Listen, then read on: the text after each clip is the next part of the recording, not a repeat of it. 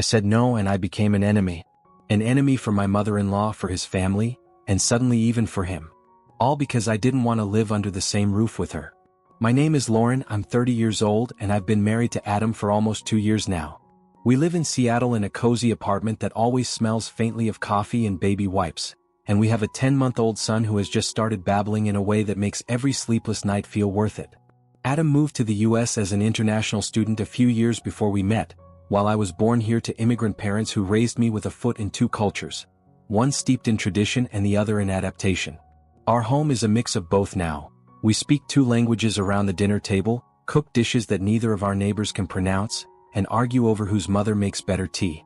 My parents live just a short drive away, and during my pregnancy and the months after my son was born, their support became something I leaned on more than I ever expected to.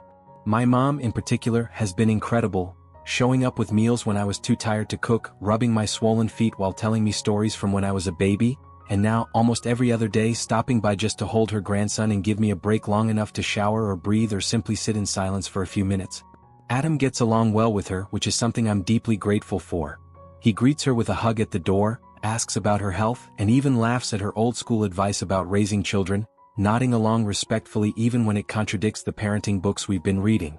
Adam's parents live abroad, and since our wedding, we've only seen them twice. Once when they flew in for the ceremony, and the second time about 7 months ago, when we traveled with our son to visit them.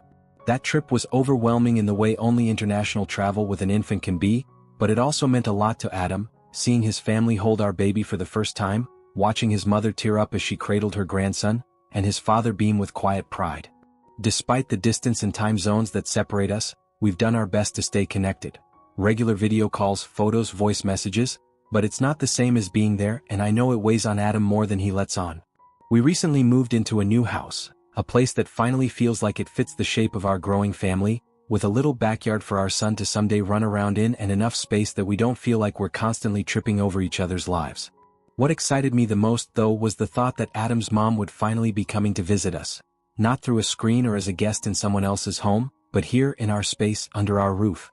We had a spacious guest room now, something we'd never had before, and I was already daydreaming about how to set it up for her, imagining soft sheets, extra pillows, her favorite tea on the nightstand, maybe even a small framed photo of her and Adam from our wedding to make her feel at home.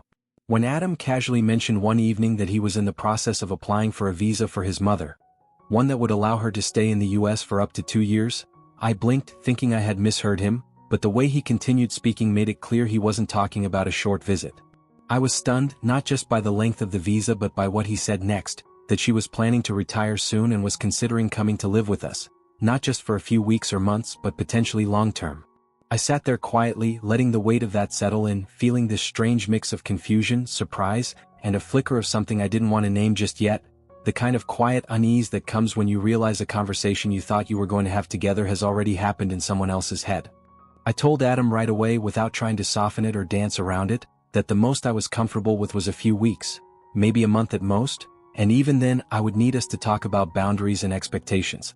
He looked genuinely hurt, his face tightening as he tried to process what I had just said, and almost immediately he started defending the idea, saying that his mom was lonely, that she'd spent years on her own since his father passed, and that all she wanted now was to be closer to her family, especially her grandson. He spoke with a kind of urgency, as if her being here wasn't just a visit but something essential, something overdue, and though I heard the emotion in his voice, it didn't erase the fact that I had just learned about a life-altering plan in passing, as if my say in it didn't matter. I tried to explain it gently but clearly, telling Adam that this wasn't like when my mom visits. She comes for a few hours, maybe stays the night once in a while, and then goes back to her own home, her own life. His mom, on the other hand, would be living with us around the clock, in our space, every day with no real end date in sight. I told him that as much as I respected and cared about his mother, having another adult in our home full-time would inevitably change the rhythm of our lives. The way we move through our days, the moments of quiet we rely on, the privacy we often take for granted, and even the intimacy between us as a couple. It wouldn't just be an adjustment, it would be a reshaping of everything, and I needed him to understand that this wasn't about not loving her, it was about protecting what we'd built here together. The conversation spiraled quickly into a fight, the kind of tense, quiet argument where words feel heavier than they should and everything starts to sound like an accusation, even when it isn't meant to be. At some point, without saying much more, Adam grabbed a pillow and a blanket and went to sleep on the couch, leaving our bedroom door half open behind him like some unfinished sentence. It was the first time since we got married that we weren't just disagreeing, we were divided, with a cold wall between us that neither of us seemed ready to climb over. I lay awake that night staring at the ceiling, listening to the hum of the baby monitor and the occasional creak of the house settling, and all I could feel was this ache in my chest, this quiet devastation that we had let something wedge itself between us. We had always been a team, even in the hardest moments, and now it felt like we were standing on opposite sides of something too big to name. When I told my mother that I wouldn't be applying for a visa for the next 2 years, I genuinely thought she'd be disappointed or maybe try to convince me to reconsider, but I wasn't prepared for the storm that followed. Within hours of that phone call, my phone lit up with a barrage of messages, one after the other, until it was almost comical. Except it wasn't.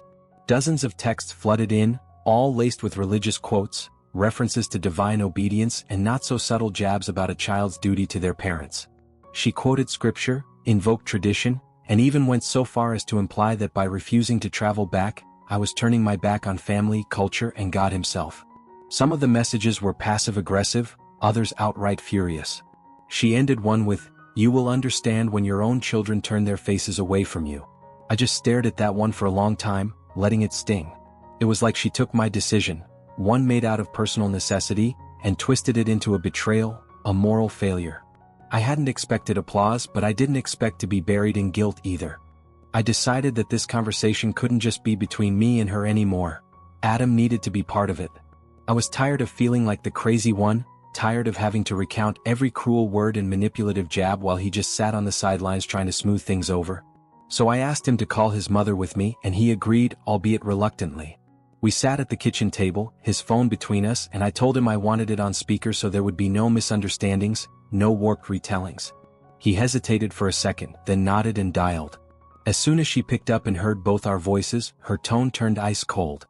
Without even waiting to hear what we had to say, she went straight into attack mode. "Oh, so now she's dragged you into her delusions? Has she finally gone completely off the deep end?" Her words landed sharp and condescending, like she was reading from a script she had rehearsed 100 times in her head. I could see Adam's jaw tighten, but he didn't say anything right away, and that silence hurt more than I wanted to admit. She didn't hold back, her voice rising with that familiar blend of indignation and disdain as she accused me of being a whitewashed American girl who had no respect for her elders, as if all my choices and boundaries were just symptoms of some cultural betrayal. I felt my pulse quicken, but I forced myself to stay calm, to not let her provoke me into shouting. I told her, as clearly and evenly as I could, that I did value my heritage, deeply actually, but that valuing it did not mean tolerating disrespect or allowing someone to walk all over the life I had built. I told her I wouldn't let anyone, no matter who they were or what title they held, come into my home and tear it down from the inside out. After the call ended, abruptly after she hung up on us mid-sentence, the floodgates opened again, this time through messages and missed calls demanding that we reconsider our priorities and move either to Pakistan or at the very least to the UAE so we could be closer to her and the rest of the family. She framed it as a necessity, something we owed to tradition, to family unity, to the supposed future of our children. It wasn't a request, it was an ultimatum wrapped in guilt. Adam, clearly drained but still trying to hold everything together, sighed and said he would call her brother who lived in the UAE, just to talk things through and maybe help calm her down. He made it clear to me afterward that he wasn't actually entertaining the idea of uprooting our lives. It was just damage control, a temporary gesture to keep her from spiraling further. But even that, just the fact that she could still provoke such a reaction, left a heavy weight on both of us. When we found out that her visa application had been denied, I couldn't help the immediate, involuntary sigh of relief that escaped me. It was like someone had physically lifted a weight off my chest that I didn't even fully realize I had been carrying. I knew how harsh that might sound to anyone on the outside, but the thought of her being in our space for weeks, maybe months, bringing her constant criticisms and emotional manipulation into every corner of our lives, had been quietly suffocating me. Adam looked conflicted when he told me. He said she was devastated, that she had been counting on this trip, and that the rejection had made her feel even more isolated.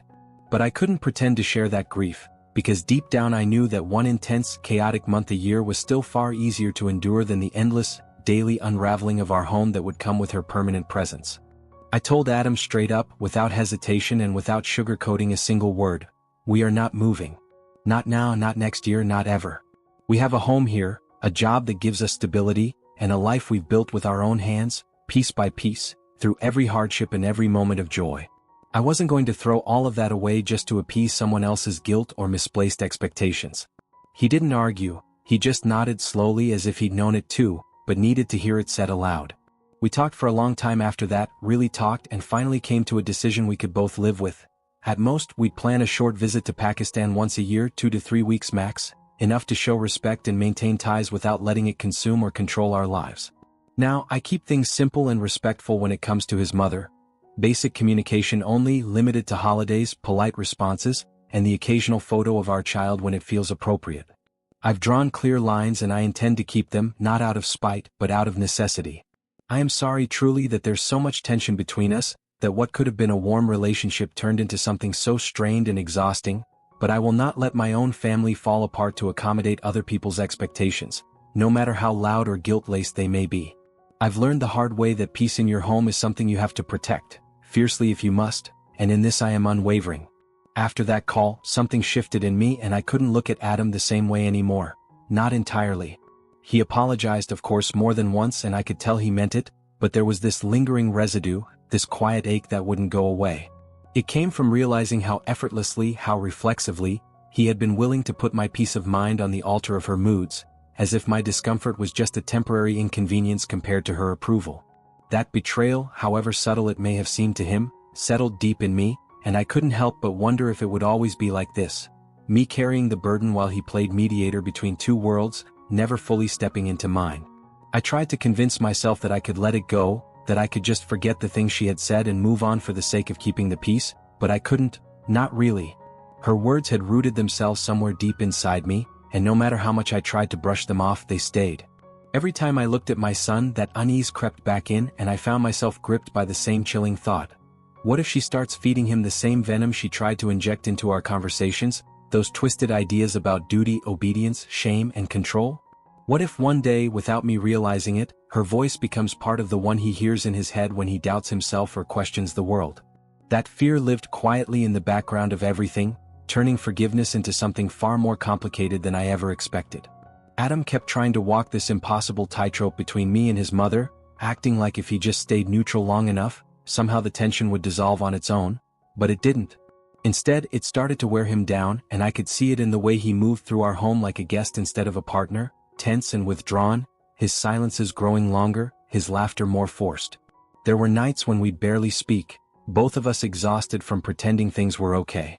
And then, sometimes he'd just snap, not with shouting but with these sharp, quiet sentences that cut far deeper than any raised voice ever could. I remember the first time he looked at me with that heavy, tired expression and muttered, "Maybe we're just not that compatible," like it was a fact he had been rehearsing in his head for weeks. It hit me like a gut punch because in that moment I realized he wasn't just struggling, he was questioning everything.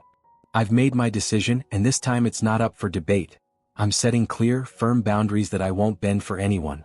There will be no more conversations about moving, no subtle pressure to uproot our lives, and absolutely no tolerance for guilt-tripping masked as concern.